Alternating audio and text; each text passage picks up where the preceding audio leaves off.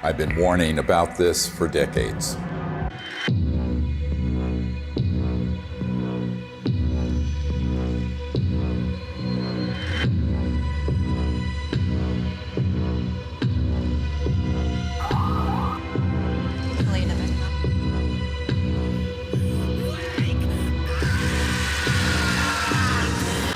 No, not that. This. Speaking of conspiracy theories that actually have truth at the bottom of them, the Corona Relief Bill the President signed last month contains a provision that hasn't gotten a lot of attention. It directs the Director of National Intelligence, in consultation with the Secretary of Defense and the heads of other agencies, to disclose what they know about UFOs within 180 days. So what are they going to tell us? I provided briefings for 4 presidents, foreign heads of state, generals, and a sitting CIA director who later betrayed me. I've seen lives destroyed. William Colby has been missing since April 27th. His canoe was found washed up on the banks of the Wicomico River. Friends murdered. Unthinkable evil unleashed on our planet. All to protect this illegal and immoral secrecy. And nothing I've seen scares me more than this unprecedented moment we are living through. We're in the final hour of an agenda that has been playing out for nearly a century. Centralized monopolies of power in government, the defense industry, and the corporate media are all converging on the same narrative that extraterrestrials are real, they're here, and they're a threat. Those are not weather balloons. Those are clearly autonomous aircraft of some kind that are, as you put it, swarming U.S. military craft. So these are there are 2 options. Under intelligent control. These are craft under intelligent control, and they're flying with impunity, Tucker, within our airspace, and they can outmaneuver, outperform anything that we seem to have. We need to find out who's operating them and also what the intent is. The truth is, we do know who's operating them. Some are indeed extraterrestrial, and they are absolutely not a threat, as you will see. It is, in fact, the secrecy that is an existential threat to life on Earth and beyond, as stated by the first CIA director, Vice Admiral Roscoe Hillenkoetter.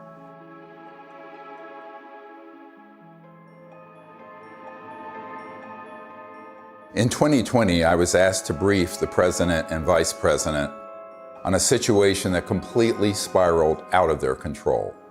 They had been lied to, just as you have been lied to, and we cannot stop what is coming if we don't finally confront the truth.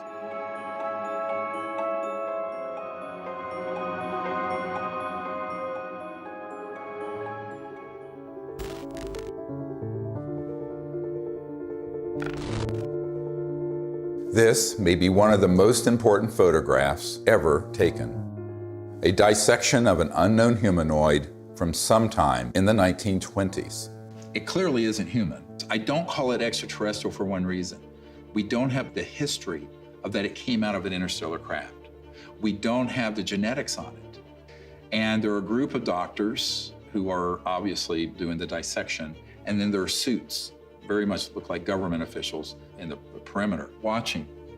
A woman called me up a few months ago whose mother was a seamstress on the atomic bomb project and built the covering for the bomb that was dropped on Hiroshima and Nagasaki.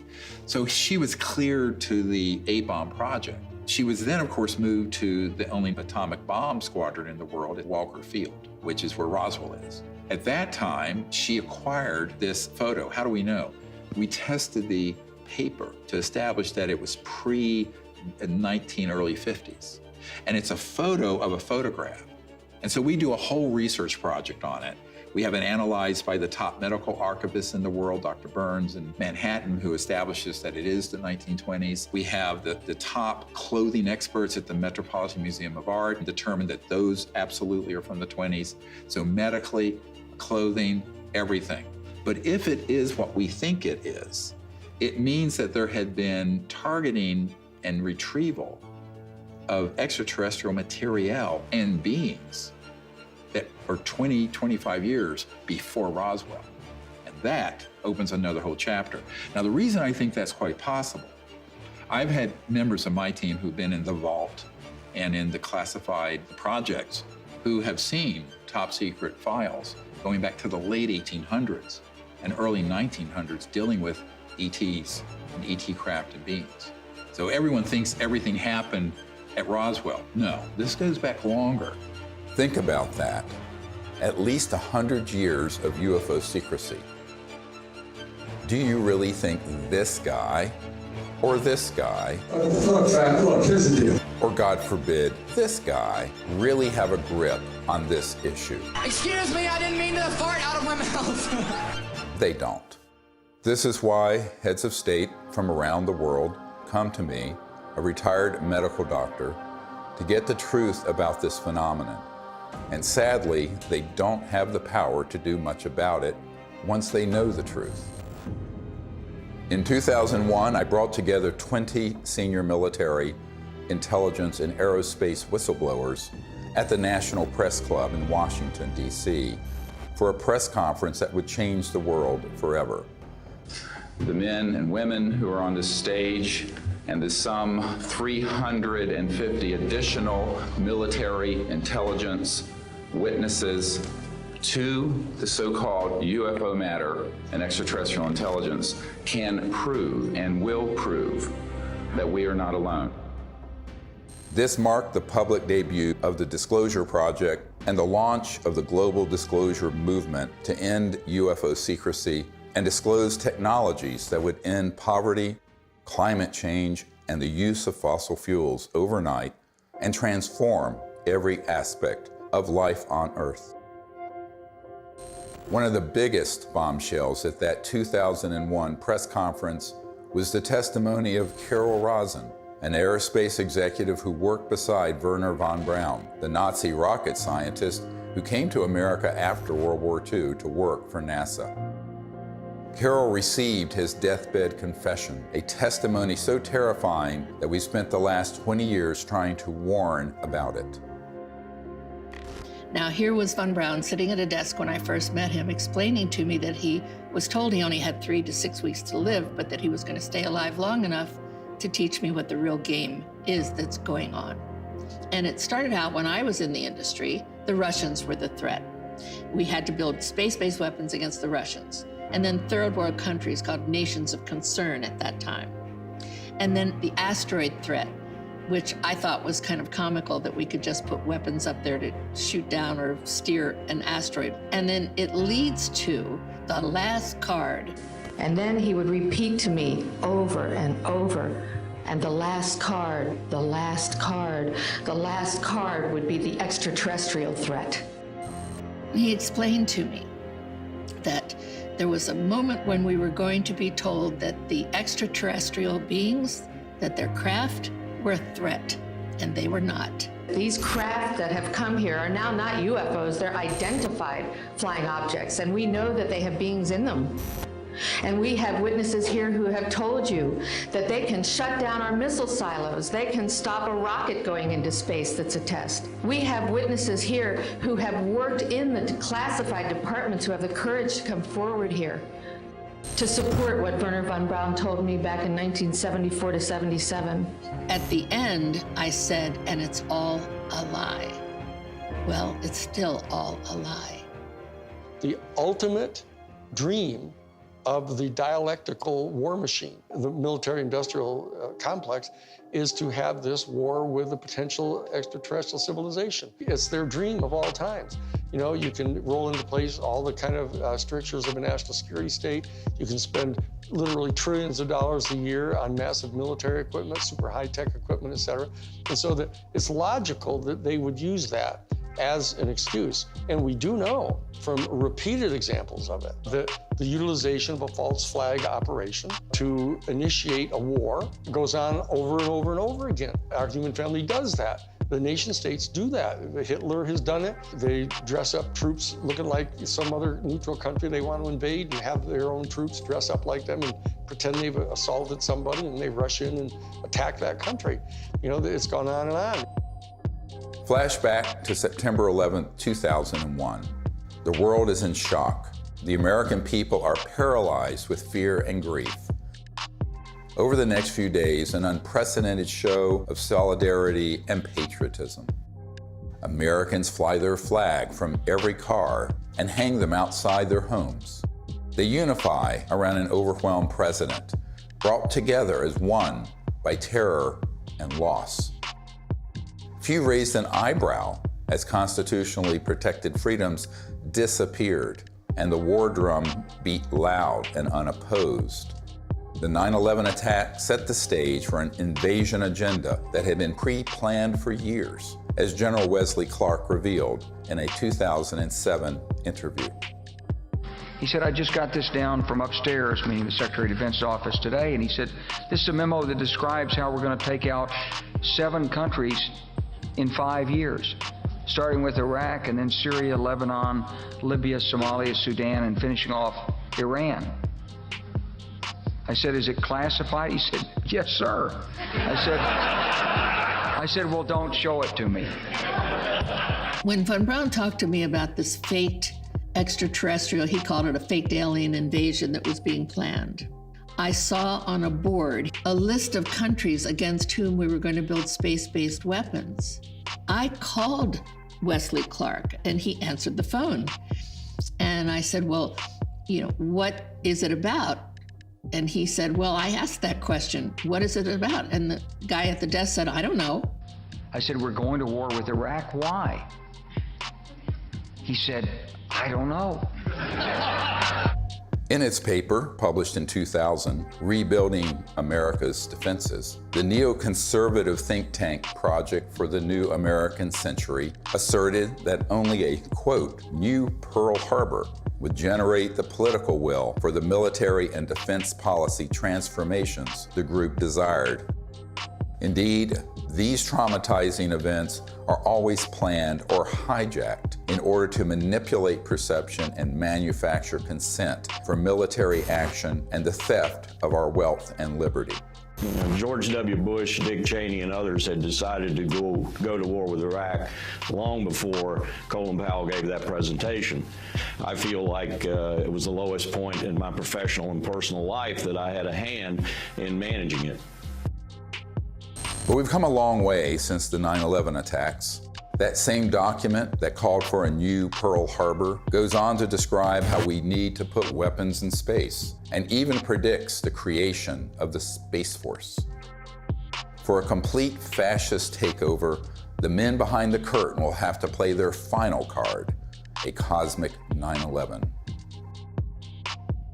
This temptation to generate a false flag attack on the part of some extraterrestrial civilization, you even hear people like Ronald Reagan make reference to it. Perhaps we need some outside universal threat to make us recognize this common bound. I occasionally think how quickly our differences worldwide would vanish if we were facing an alien threat from outside this world. Wouldn't it be clear if we all of a sudden found ourselves being attacked by an extraterrestrial civilization? We'd finally all come together. Wouldn't that be really lovely? Well, it's not really lovely for the industrial state. They don't want to lose their other enemies first. They want to use up all that before they go to that extreme.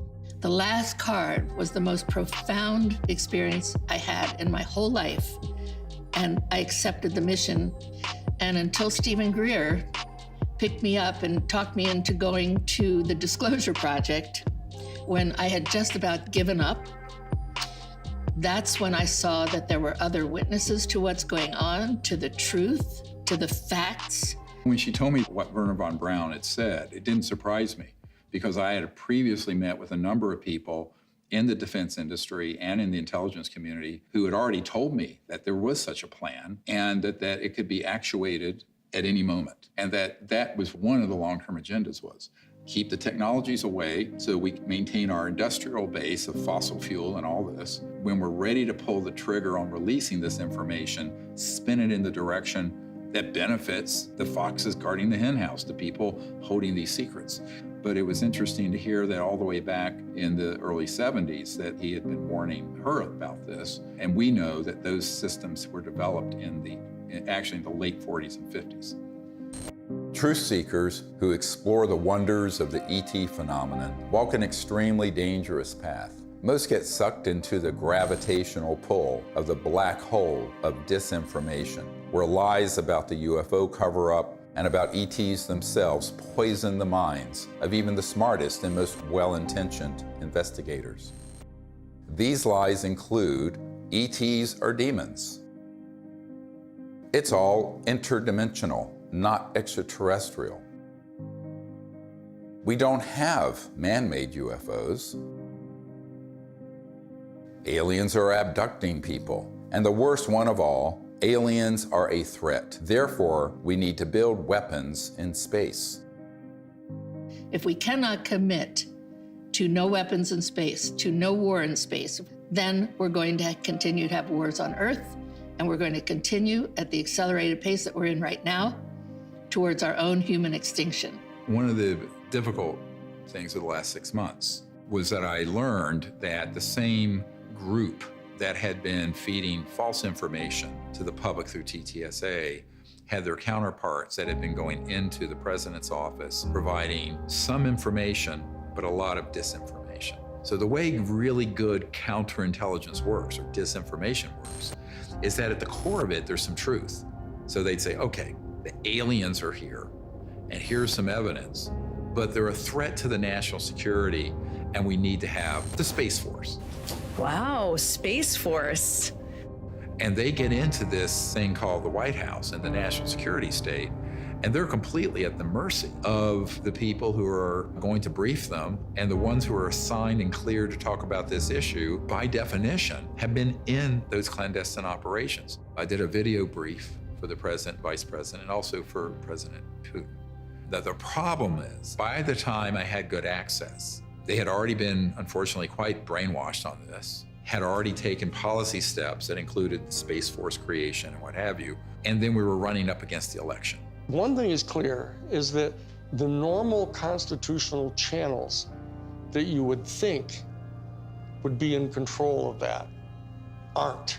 Presidents that aren't briefed in on this, heads of the Defense Intelligence Agency come in who aren't briefed, and I'm convinced they're not. From talking to them, it's clear they don't know what's going on there. So there's some other structure. I happen to be persuaded by the evidence that immediately after Roswell, when they recovered a craft and bodies from the UFO vehicle, that the Truman administration set up a body that was outside of the normal constitutional framework of our United States government.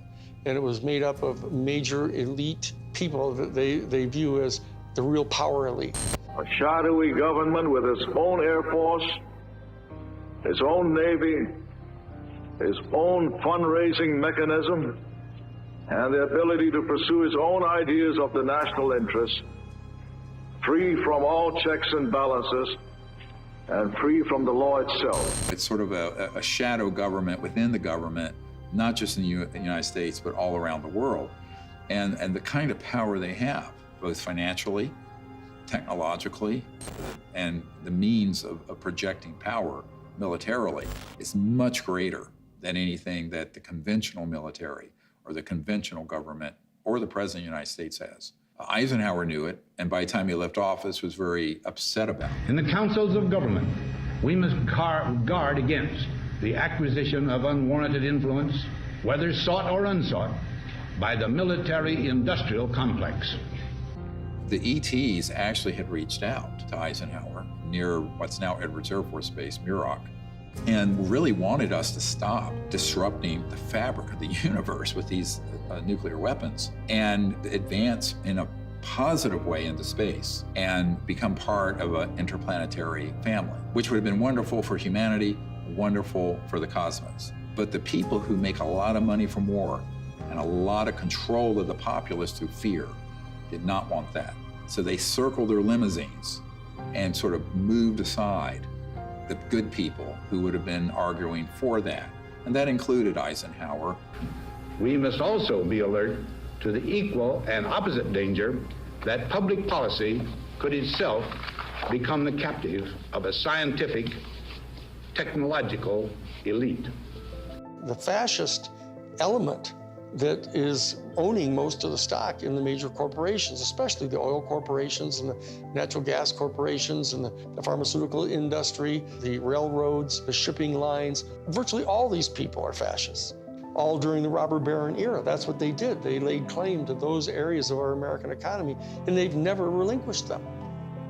Those families and those interests became the foundation of the post-World War II military and intelligence and industrialists. They knew that after we had detonated the atomic bomb, there were ET craft seen all over, wherever we were doing experimentation or storage or launches or anything, or even research and development.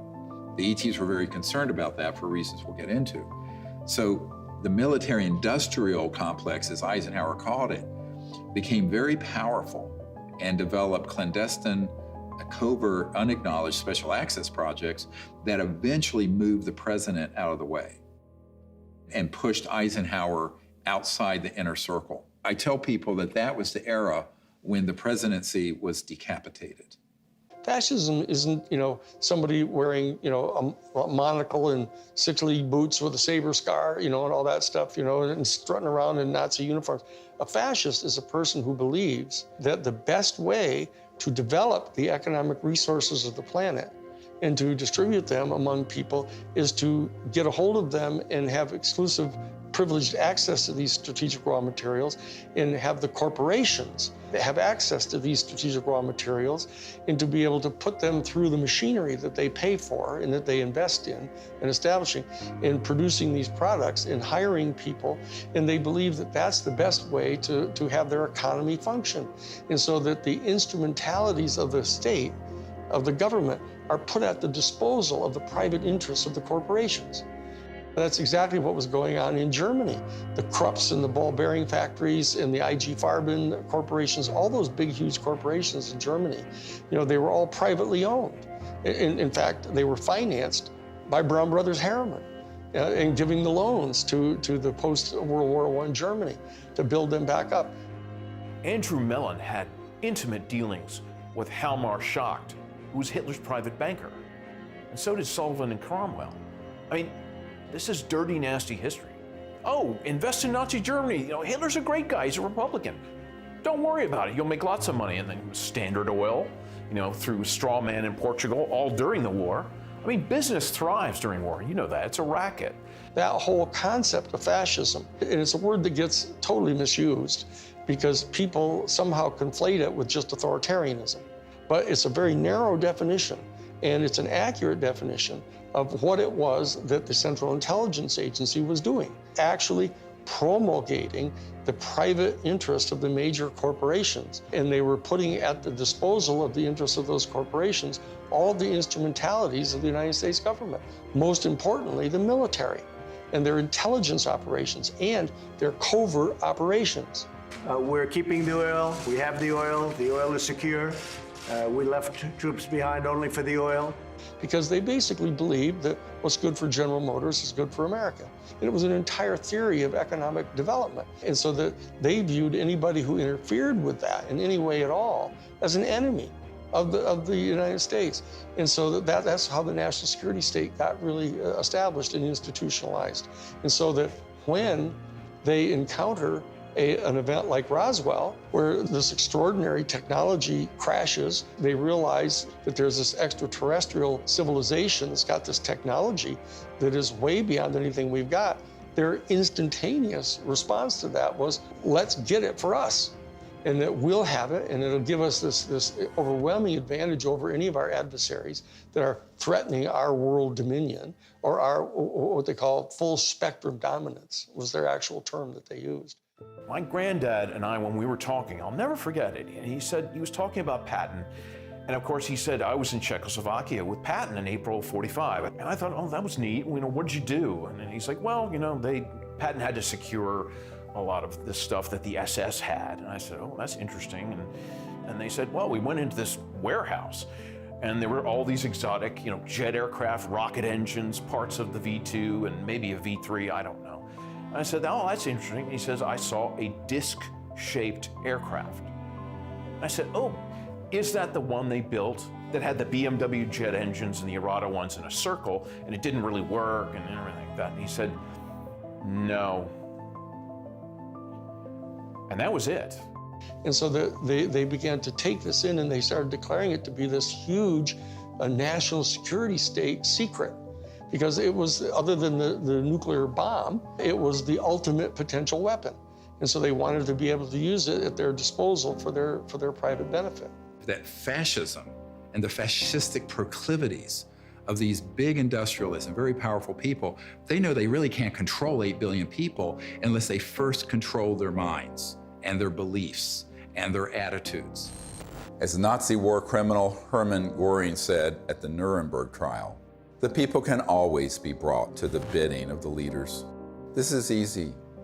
All you have to do is tell them they are being attacked and denounce the pacifists for lack of patriotism and exposing the country to danger. It works the same in any country. The buffoonery of the Third Reich was instructive, and they learned that that kind of behavior wouldn't be effective. So they went subterranean. They went covert. People don't understand. We won the battle of World War II. We did not win that war.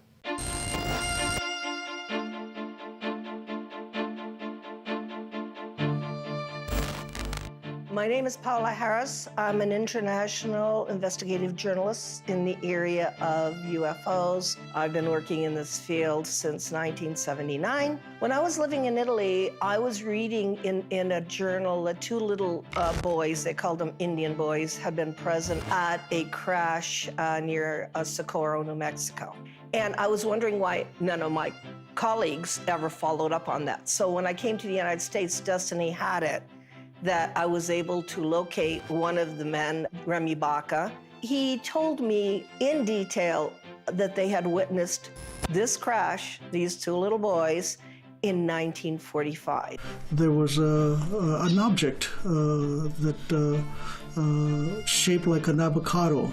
And what interested me most, because I look at the timing, is it was exactly 1 month after we exploded the atomic bomb. And the atomic bomb was July 16th, 1945. 5, 4, 3, 2, 1.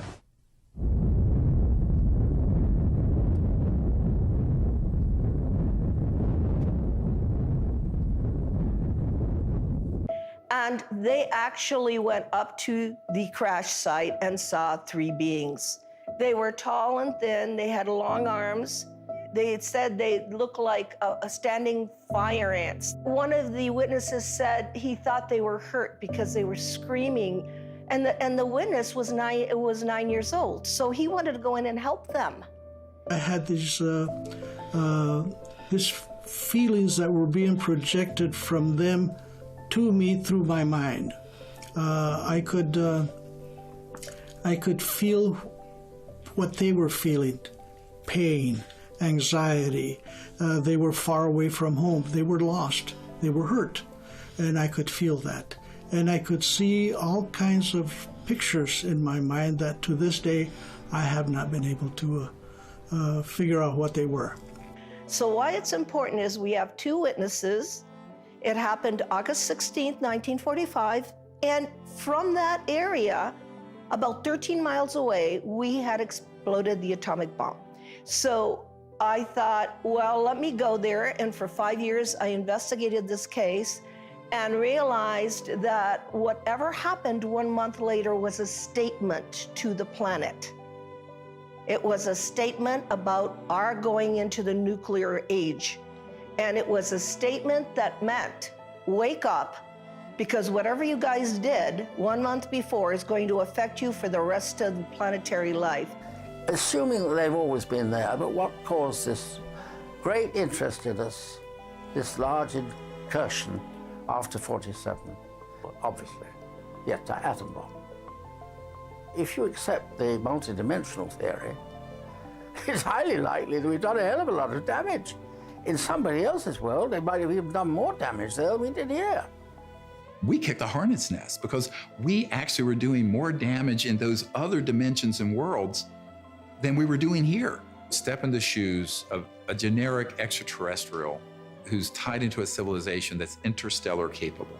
And you are observing that in one person's lifespan, 100 years or so, we're going from guns and maybe cannons and a machine gun in World War I to thermonuclear weapons, then into the space age, then these clandestine and covert unacknowledged projects develop weapon systems based on studying extraterrestrial systems, and then beginning to put them on satellites, on aircraft, and on ships, and on land-based systems. So the ETs are sitting back and looking at this in its aggregate, and now we're decades into the solutions for poverty in the environment, decades into the ability to have a new economy that would be just, and also would be a space economy. We could be out in space peacefully. We're decades to when we should have ended the war to end all wars was supposed to be World War I. What have we done? One war after another. Now they want to launch the big one, this final card that Wernher von Braun spoke of, interplanetary war, by hoaxing an alien threat. So these civilizations are really quite appalled, frankly. And at the same time, we're using weapons like atomic and nuclear that disrupt the fabric of the universe, and their worlds are affected. We knew the world would not be the same. Few people laughed. Few people cried. Most people were silent. I remembered the line from the Hindu scripture, the Bhagavad Gita. Now I am become death, the destroyer of worlds. I suppose we all thought that, one way or another. I am death, the destroyer of worlds, plural. Worlds, plurals, not just this planet. So it got to me that Oppenheimer knew right well that they were having UFO visitations, that someone was interested, and I had in my possession already the MJ-12 documents that are on Ryan Wood's website. A letter from Robert Oppenheimer and Einstein addressed to President Truman. It's called Relationships with Celestial Within Our Bodies. When you say relationships with celestial bodies, and you are calling whoever was over that area cultures, you're not really talking about any kind of hostility. What you're talking about is more integration. So that whole document said, what do we do with this problem? Do we communicate with them and treat them like they're another country? And if so, the United Nations is not capable of handling this. In the document, it says we need to create a supra-United Nations. These are the words of Einstein and Oppenheimer. Who can deal with this problem? The ETs have done a number of things when we go too far, where they stop it. Now, they don't do anything hostile or violent back. They've made it quite clear through very explicit events where the ETs do not want humans going out there with guns blazing. A couple of nuclear weapons sent into space were destroyed by the extraterrestrials. The one incident, for example, was they actually photographed the UFO following the missile as it climbed into space and shining a beam on it, which neutralized the missile. And that is their major concern, is to preserve the integrity of the Earth, because it affects their own system. The very end of the 70s and the early 80s, we attempted to put a nuclear weapon on the moon and explode it for scientific measurements and other things, which was not acceptable to the extraterrestrials. And what happened? They destroyed the weapon before it got to the moon. The idea of any explosion in space by any Earth government was not acceptable to the extraterrestrials, and that has been demonstrated over and over. And what's the consequence? How is that demonstrated? By the destruction of any nuclear weapons sent into space. If they were hostile, they would have just eliminated all that testing. They don't. I find out that is not the way they operate. They warn. They say, what the heck are you doing to your beautiful planet? And you have a choice. We have a choice. We can listen, or we can let it happen. If people are watching the media right now, they're not hearing about the peaceful extraterrestrial craft. What they're seeing are released, supposedly leaked documents, leaked videos, much of which is not even true. They're not real. It's faked right there. And it's being presented in a format that is to cause fear, to make us see the crafts and the beings as enemies. There's no question whatsoever that the elite that are in charge of the national security state infrastructure, both the official infrastructure and the unofficial infrastructure, are in fact not only fascistic in their economic vision, but they're racist. So I'm telling you, when you see the documentation that goes on inside the Third Reich, in the courses that they were teaching at the thing called the Ordensbergen. The Ordensbergen was this series of 4 castles where they trained the SS people, and you get access to their documents where they're talking about this eugenics and everything. Why is it that they hate the Jewish people the way they do? And people don't have any idea. People got some weird, distant ideas about this, mainly because we allied so closely with the fascists, even immediately after World War II, that they suppressed all of this information about them. And so people don't really know the details of what their thinking was. But the bottom line is that this issue of racism runs extremely profoundly deep in this elite, white, male, Caucasian elite that owns most of the stock and shares of the major corporations and are the promulgators of this fascist ideology, right? And these are the people that were put in charge of the UFO program, right from the beginning. Many people who would consider themselves New Age and into all this stuff fall into these camps of, well, there are the good aliens and the bad aliens. And the good aliens almost always look like someone from Norway. And the bad ones have different features or maybe darker. I'm going, this is racism. You just call it out what it is. This is absolutely racism extrapolated into an interspecies level.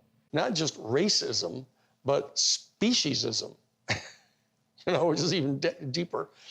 We have to try to overcome this. We have to train ourselves. They're hoping that we as humans evolve out of this mindset of ingrained racist tribalism and not go down the path that these covert interests want us to do and extrapolate into space, push out into space the racist world we've had. I call it exo-racism.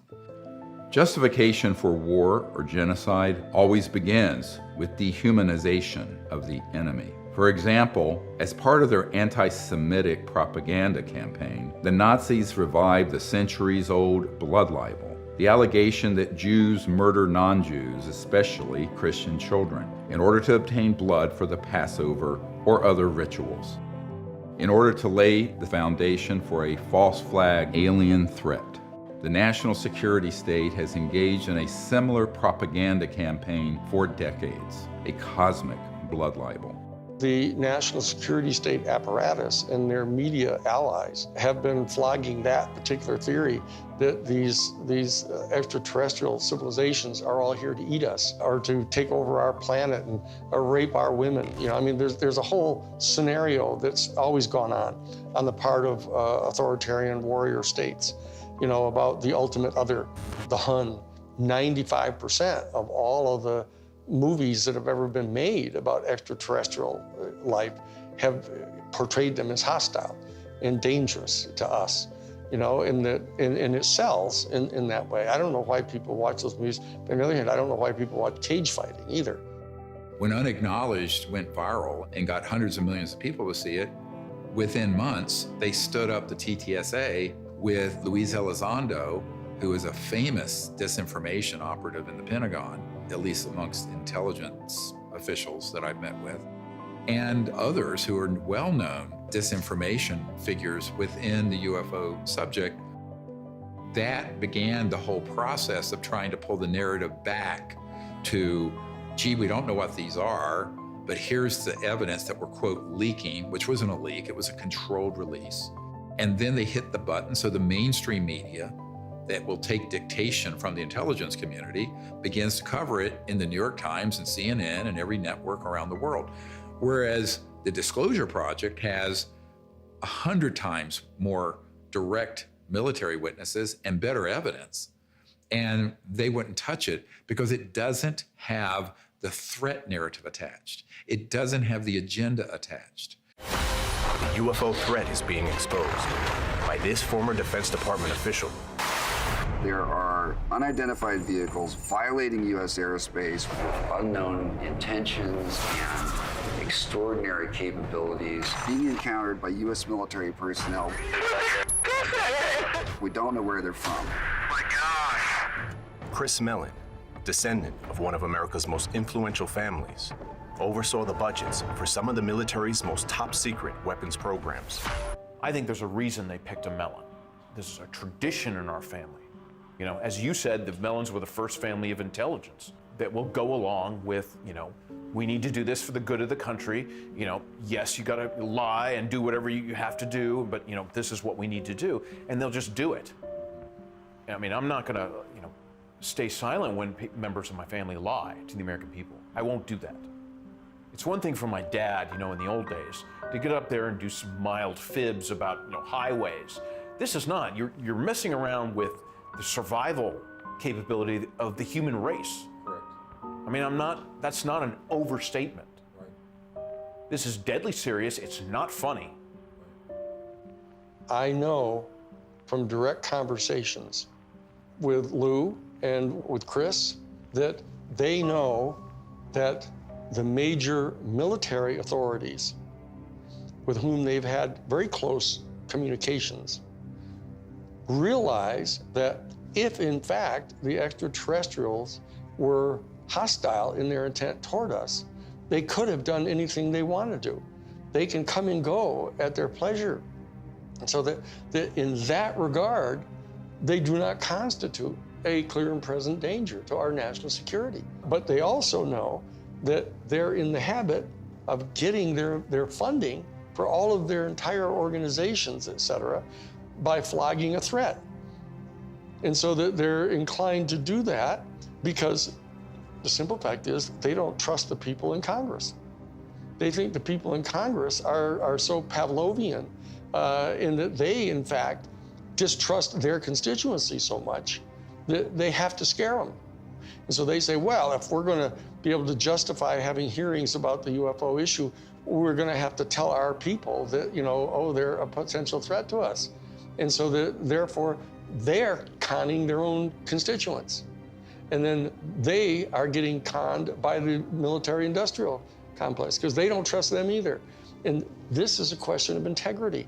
That as long as people are not trusting each other and they're conning each other, you know, this is dangerous. This is how wars start. This is how people lose control of the narrative of what's going on here. Those of us in the CE5 community, et cetera, need to establish some kind of level of discourse with Lou Elizondo and with Chris Mellon. All they have to do is know that we're obviously sophisticated enough to know that what they're saying publicly, they know isn't true. We have to be able to establish diplomatic relations with our own people if we're going to establish diplomatic relations with an entire extraterrestrial civilization. And so that we can't just degenerate into the same kind of low consciousness bullshit, you know, that we're afraid of. The facts about UFOs are so much stranger than the lies that you discredit yourself simply by telling the truth, especially when it comes to so-called alien abductions. Perhaps the most devastating aspect of the cosmic blood libel is the hoaxing of alien abductions by humans in order to create a culture of fear towards extraterrestrials. Dozens of insiders have confessed this secret to me, but it wasn't until 2016 that I was able to get one of them to say so on camera. We did do that, yes. OSI did that. There was a special group out of the 7602nd Air Intel Wing at Fort Belvoir that came out and did that. They had these people that had maybe some sort of defects, anatomical defects that were brought in to fool people into thinking they're aliens. Yeah, I can't give you any specifics because it's still, the program is still classified, and they're probably still doing it. I wouldn't doubt it. They were still doing it.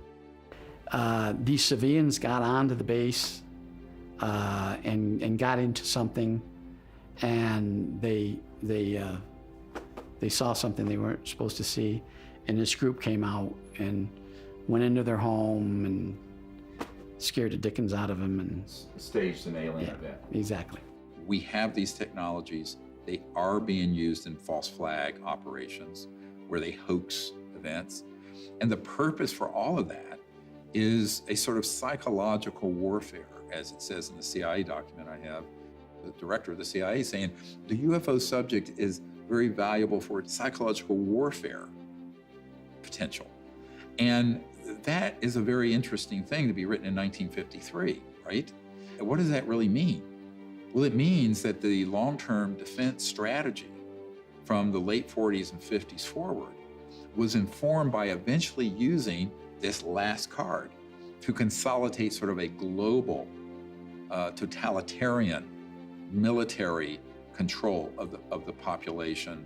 Could it be manipulated purposely by people who have the technology to simulate UFO sightings? And people say, well, of course not. Who would do a thing like that? Well, I would remind you that during the Watergate investigation, it was discovered that there was a plan originated in the White House to surface a submarine off the coast of Cuba and paint the second coming of Christ over the island of Cuba using holograms. Which is well within our technology today. The idea was that since there is a large Catholic population in Cuba, they would be so upset by this vision that this would saturate the communication channels, the telephone system in Cuba, long enough for an invasion to take place. How interesting. I'd never heard of that. Well, I think that's a classic in psychological warfare, but that kind of manipulation is well understood. And I have personally investigated several apparently genuine UFO cases where there was, in fact, manipulation. My conclusion, the conclusion of scientists working with me, was that there was, in fact, a manipulation taking place and that it was not a hoax on the part of the witnesses, but a hoax on the part of somebody much better organized than them. In Vallee's book, Forbidden Science 4, he describes a smoking gun document that confirms what Doty said. In an entry dated Thursday, 26th of March, 1992, Vallee writes, "I have secured a document confirming that the CIA simulated UFO abductions in Latin America as psychological warfare experiments. We reached out to Dr. Vallee and asked him if we could publish the document in this film.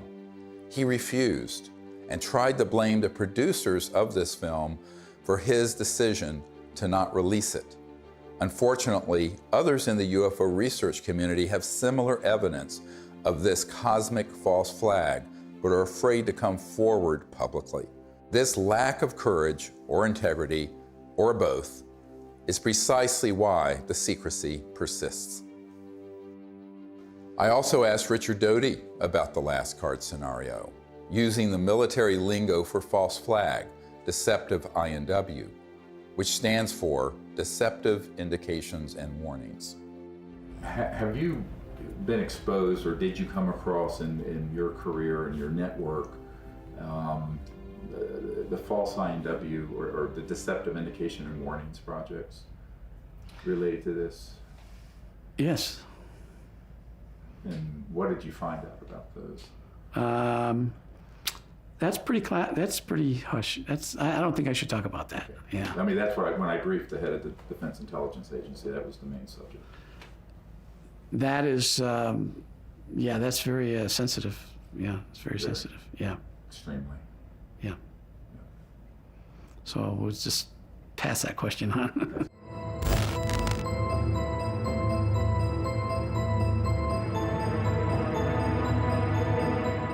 Colonel Corso was given the job by General Trudeau for the Army in research and development of foreign technology. But the foreign technology is really foreign. I mean, it's so foreign, it's out of this world. And he explained to me that he had something called the nut file, of which he had fiber optics, high tenacity fibers. He named the things physically that he had there. He knew they came from extraterrestrial crashes or extraterrestrial materials they had recovered. And it was his job to take them to big companies to be back engineered. Now, in Colonel Corso's time, it was 1960, but this had been done way before 1960. These were extraterrestrial artifacts that had to go into industry. So for the first time in my naive years of research, I realized why the secret was secret.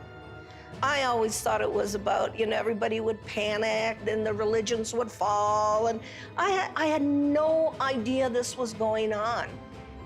And ever since my association with Colonel Philip Corso, I realized what this is about. What this is about is the toys, the artifacts. And it's really about the industry. It is not about whether people would be scared or whatever. I think that the younger population and people that have studied this know that there is no danger. I mean, if they're not going to bomb you during the time you're doing the H-bomb tests in the Pacific, I don't think they're going to decide to come out of nowhere and bomb everybody or to have an invasion. There are too many times where we could have had an intervention that was hostile, and we never have, and we're the enemy. Hey, John, happy birthday. There's no way that I can, sugarcoat this. I was talking to a gentleman about the UAP report, and he contends the Pentagon has alien bodies and crafts. So I just wanted to run this past you. Does DOD have these things, and if so, where? Jeff, the UAP task force is really designed to take a look at these unexplained aerial phenomena, try to help us get a better understanding of them. Again, I'm not going to get ahead of the report that the DNI will submit, that we are helping, obviously, and providing input to, and I think I'll just leave it at that, Jeff. This exchange would have been unthinkable even a few months ago. And notice that he didn't deny it. There are three major lies of the current false flag disclosure of UFOs in the media. Number one, we do not know what UFOs are. Lie. Number two, the U.S. military does not have any aircraft that can perform in the way these UFOs maneuver. Lie. Number three, they are a threat to national security. Lie. The only threat to national security and world peace is the unacknowledged projects using man-made UFOs and other technologies to hoax alien events, period. And yet, we are inundated with messages about the threat to national security posed by UFOs. We take all incursions into our operating spaces seriously. So, I mean, like everybody else here at the Defense Department, certainly we are taking the entire matter seriously as it regarding the potential for safety concerns. One of the most brilliantly subtle disinformation techniques currently being deployed against the people of Earth is this air of phony agnosticism that has been generated surrounding this issue. Do you believe that they sincerely don't know what these things are and where they don't? We have the best military on planet Earth, the greatest intelligence agencies. These are true unknowns, and they were swarming our military arsenals. They're seen over nuclear facilities. This is documented. We need to find out who is operating these vehicles. There's a certain studied agnosticism that the media is allowing to come out through these ufologists. For example, Nick Pope. I mean, we are under siege. It's like there's a war of nerves going on. And if this was drones belonging to a foreign adversary, there would be an absolute outcry. And yet, the situation we're in, that we don't know what these things are, and they might even be extraterrestrial, that's worse. So I agree with Luis Elizondo on this. This is a potential catastrophic failure of intelligence. The same thing with people like Chris Mellon, whether he's been paid or not. he will get up there and say, well, we don't know what these are, we need to study them. There's a vital national security issue, which is that our sovereignty is being violated by vehicles of unknown origin. Chris and I have met, we've talked about all this stuff. I think the TTSA program was a little goofy with Tom DeLonge. This is a mechanism to change the way the government acts. You're going to see us dealing with the Senate, us meeting with the intelligence services of other governments, and everyone is coming out of the woodwork and saying, this is real, we got to do something about it, and it very well could be a threat, but we can't put our head in the sand.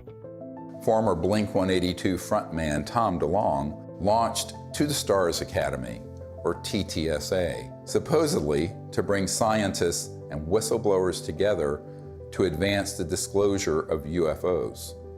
In reality, this was a thinly veiled front group for the Defense Intelligence Agency, staffed with notorious spooks like Jim Semivan, the former head of covert operations domestic for the CIA. All of a sudden, the same media outlets that historically ridiculed this subject started fawning over DeLonge and his entourage of disinformation agents, and always with the specter of an alien threat. Hal Puthoff was soliciting me for funds for his quantum communication thing, which I think the Navy has had for 30 years. So there's a lot of disconnects going on. And of course, they've left that TTSA program, and I don't blame them. I think it was a shit show. And some type of CIA, quasi-psyop, something. And I don't think anybody was really excited about it. And when they say, this is a mystery we need to solve, that is not true. As you and I know, the US military, especially the Navy, has reams of information on every shape of craft, where it's from, who's driving it, what they're up to, Forget it. It's just been going on for 70 years. The military-industrial complex is not stupid.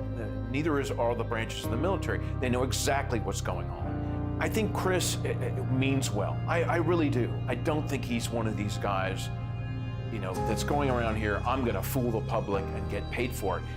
He doesn't need the money. I don't need money. We don't need fame or money. That's the last thing a melon wants. I'm telling you. And of course, TTSA even had a Lockheed Martin Skunk Works engineer who said, we need more money to study this because we don't know how these operate. In 1984, I got my chance to go to the Skunk Works.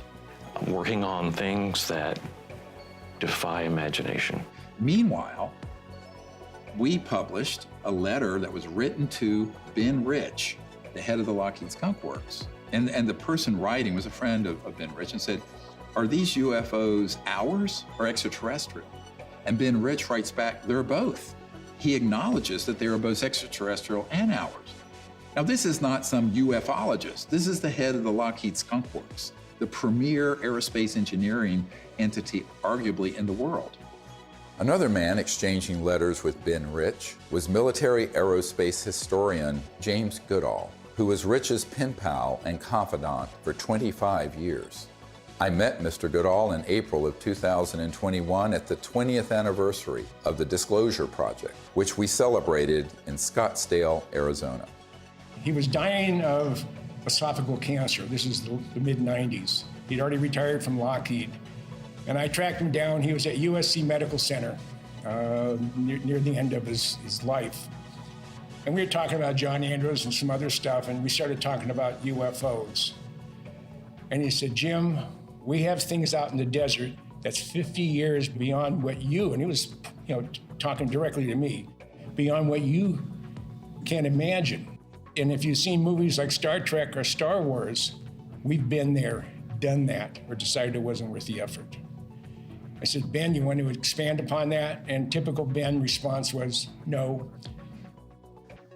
The first time I realized that some of these vehicles were actually man-made was when I met aerospace illustrator Mark McCandlish, who testified at the Disclosure Project press conference about a highly classified air show at Norton Air Force Base, where reverse-engineered flying saucers were unveiled for those with a, quote, need to know.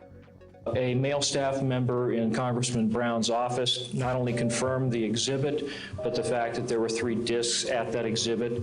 These discs were hovering off the floor without any visible means of support. They were referred to as alien reproduction vehicles, also nicknamed the flux liner because they used high voltage electricity. This is a diagram that I made based on a sketch that Brad Sorensen did for me in rough form shortly after he had his sighting, and subsequently cleaned that drawing up and made it much more accurate. And that's the drawing that Dr. Greer is holding there now. Later on, I obtained photographs that were taken in 1967 by a military pilot, Harvey Williams, flying a C-47 for the Air Force at 12,000 feet, approximately 25 miles southwest of Provo, Utah.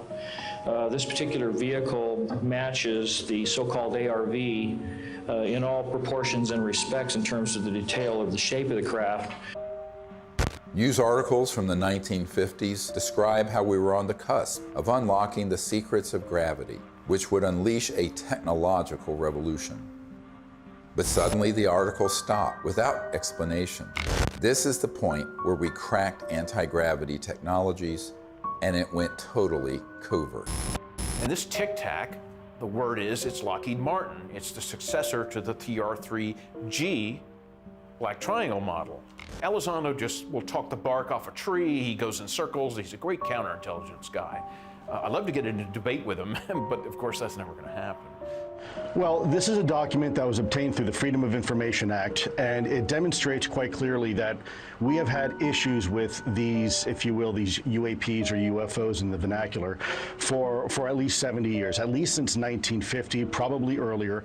And this is official U.S. government correspondence. This isn't some eyewitness report from a civilian. This is official government documentation from military personnel to very senior military brass. And what it says is very quite compelling that, look, we've had a lot of military and intelligence eyewitnesses, to include special agents and scientists, and all of them are seeing these things. And more importantly, the frequency has occurred on a regular and continuing basis over sensitive U.S. military facilities. And this has been occurring, Tucker, again, since 1950. The U.S. government has finally admitted that this is not some sort of secret U.S. technology. Quite the contrary. Over the years, dozens of defense and aerospace industry insiders have briefed me on what they were really working on at places like the Lockheed Skunk Works, going back to the 1940s and 50s. Many of these man-made aircraft have been spotted by thousands of eyewitnesses and become part of the UFO lore, indistinguishable from actual ET craft. These rogue, covert operations within the military-industrial complex stage thousands of sightings, abductions, mutilations, and disturbing encounters with our public-facing military, knowing these incidents will be mistaken for ET craft. This confusion between what is extraterrestrial and what is man-made is essential for pulling off a false flag that would be blamed on aliens. This is from 1983, Hudson Valley, very famous cases, many witnesses to these transformer-sounding objects, and underneath, when they were close, you can see superstructure and tubes and other things. That is not extraterrestrial.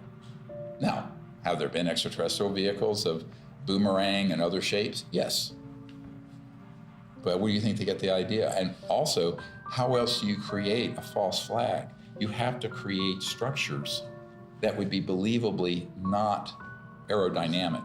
Some of them are kind of hybrids. They'll have some conventional propulsion as well as electrogravitic, and they all have structural, superstructure components that are clearly a man-made machine, not an interstellar vehicle.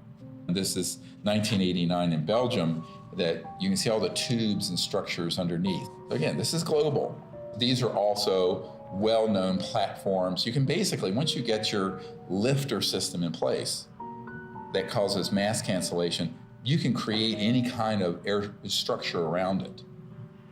And it doesn't matter if it's aerodynamic or not, because the way it moves, it moves, let's say, the molecules of air around it, so it's basically moving an electromagnetic field effect, so there's no resistance and there is no sonic boom.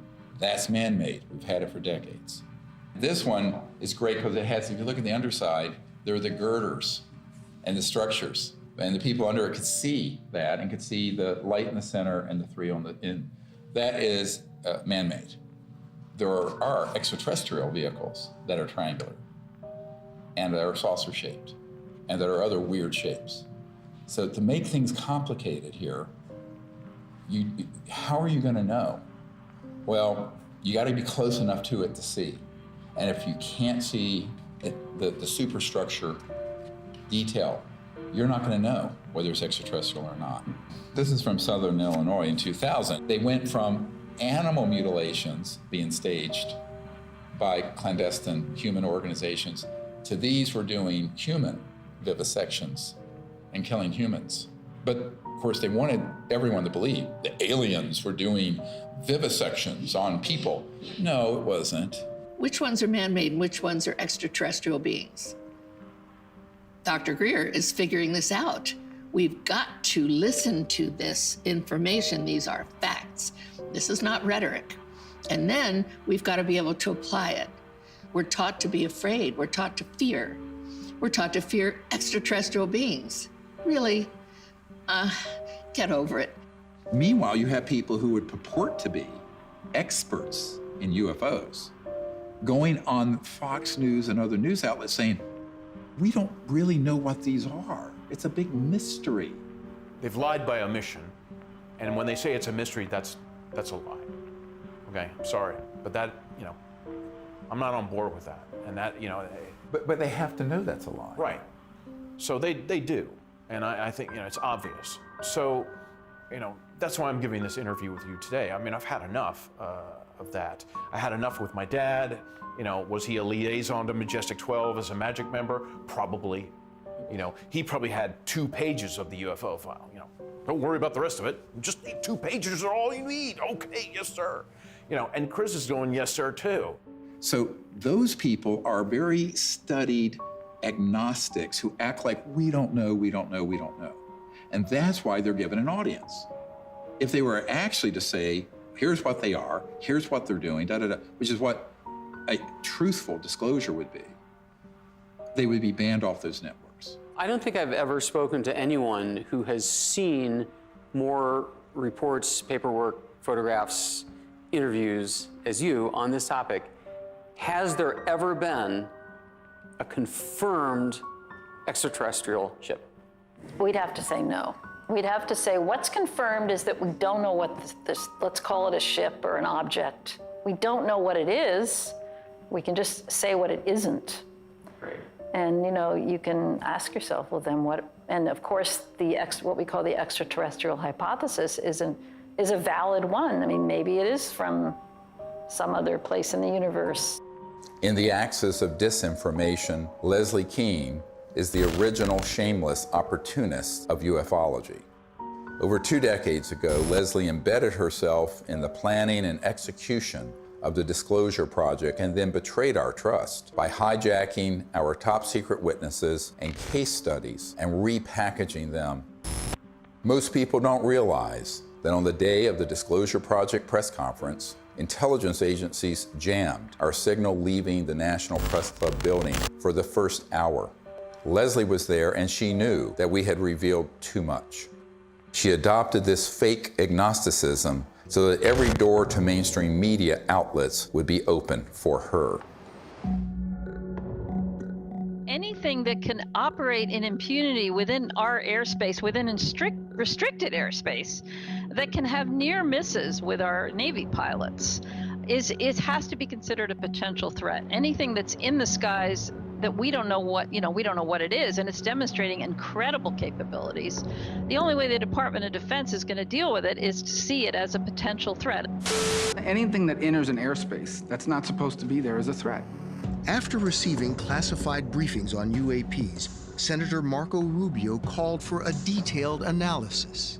This past December, while he was still head of the Intelligence Committee, he he asked the Director of National Intelligence and the Pentagon to present Congress an unclassified report by next month. We've gone this way before. There have been many initiatives. Gerald Ford, when he was congressman, held hearings, went nowhere. The whole window dressing of Project Blue Book, and then that was just really a publicity stunt by the Air Force. And most recently, the $22 million that the Pentagon spent on this Bigelow aerospace study.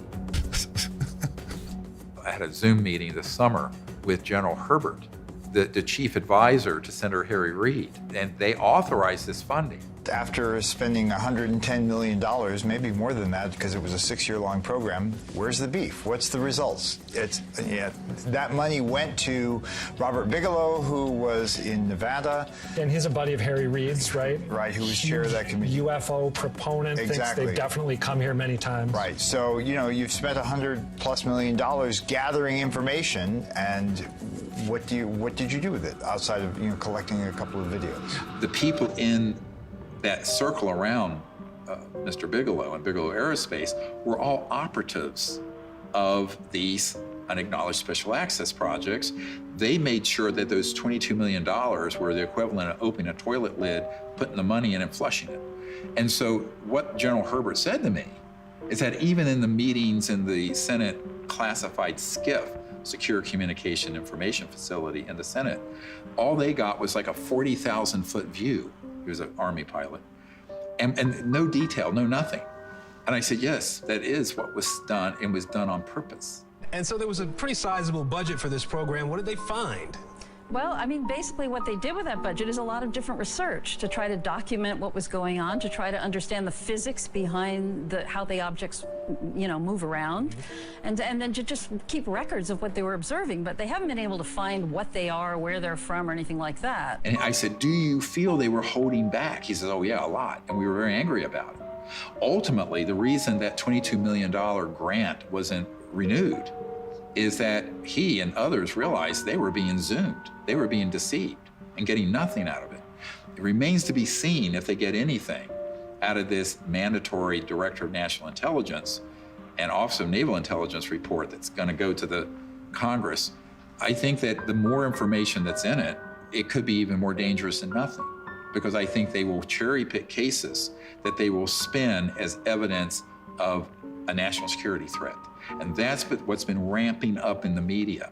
So my concern is we need to get ahead of that curve and release to the public this information with the evidence and everything we're presenting, so that people at least ask the critical question.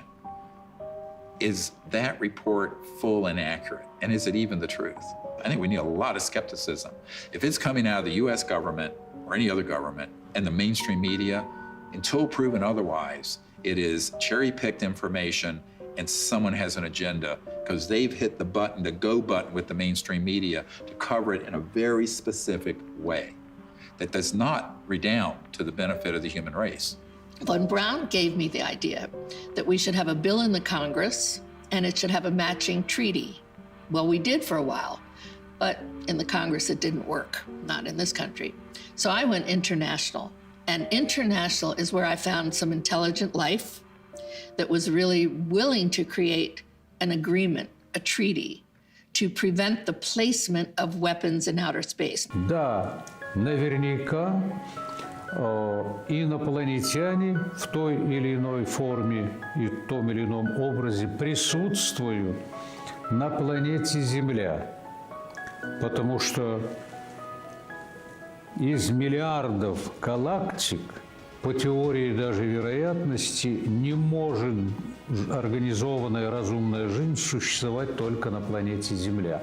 Но пока инопланетяне своим присутствием не нанесли никакого ущерба землянам, инфраструктуре и вообще живым организмам на Земле. Поэтому говорить о том, что есть инопланетная угроза, это, наверное, не соответствует реальности. The beauty of having these Russian generals come forward and say this is that we've had a lot of, like Colonel Corso and others come forward with evidence. Now we have these senior people in Russia And we need more countries to do this, where they unshackle their leaders who know the truth of this and speak the truth to the world community. Now, if you listen to a lot of people, you hear, there are already weapons in space, blah, blah, blah. But the fact is, if anyone reads this treaty, which is hard to get them to do, it's on peaceandspace.com, then you will start to see, and it does tap people, along with the treaty, CE5 events where people can actually have an experience. What more do we need? Well, if you're listening to the scientific method that's been taught to most of us, there's no evidence, we're still looking for it. That is ridiculous. What about the people like me, like Dr. Greer, like 900 other witnesses? What about them telling the truth, risking their lives? The courage that it takes to do this, I haven't had it until now. There is another path, just outside the gravitational pull of that black hole of disinformation. It's the path I've spent my whole life fighting for and protecting. It's the path that leads to enlightenment, world peace, and the realization of technology so advanced that to us, they would seem magical. This is the path of truthful disclosure and peaceful relations with our brothers and sisters from the stars. CE5, or Close Encounters of the Fifth Kind, is a set of protocols I developed to initiate peaceful contact with interstellar civilizations. It's easy enough for anyone to do, and will absolutely transform your life. Millions of people are learning how to do CE5 by connecting with local CE5 groups or by downloading guided meditations in the CE5 Contact app. Doing that in the context of meriting citizenship in a galactic civilization is a very meaningful meme.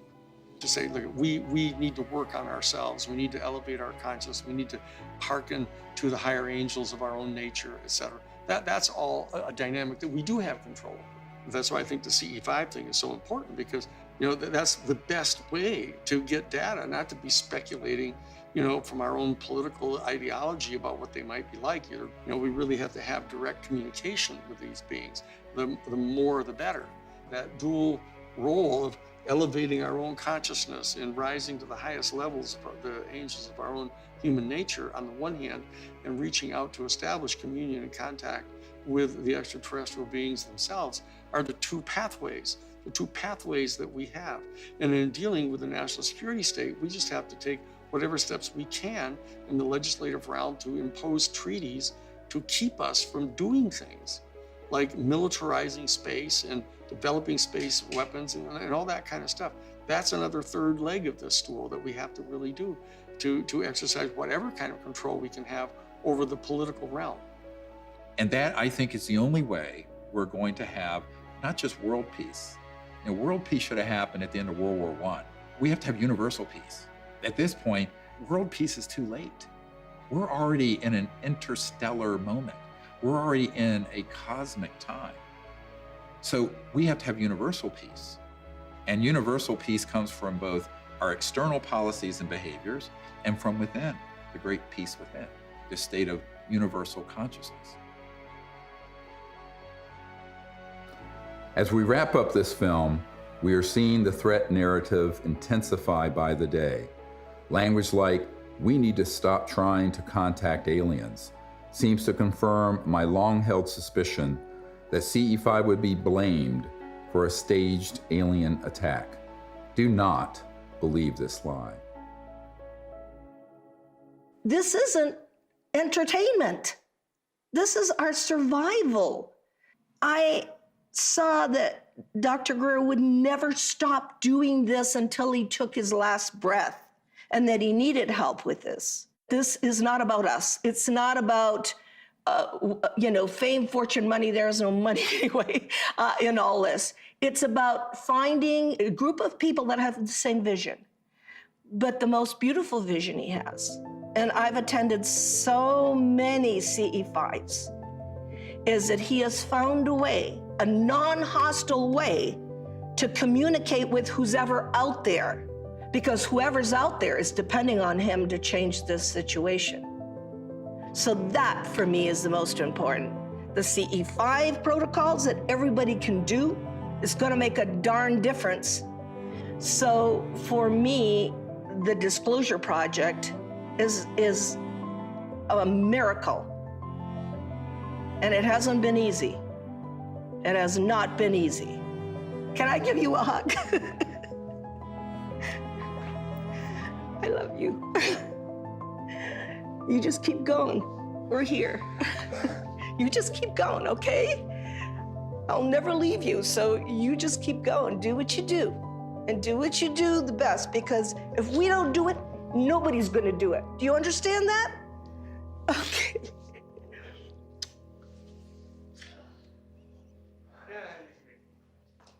No, okay, can I go outside and get some sun?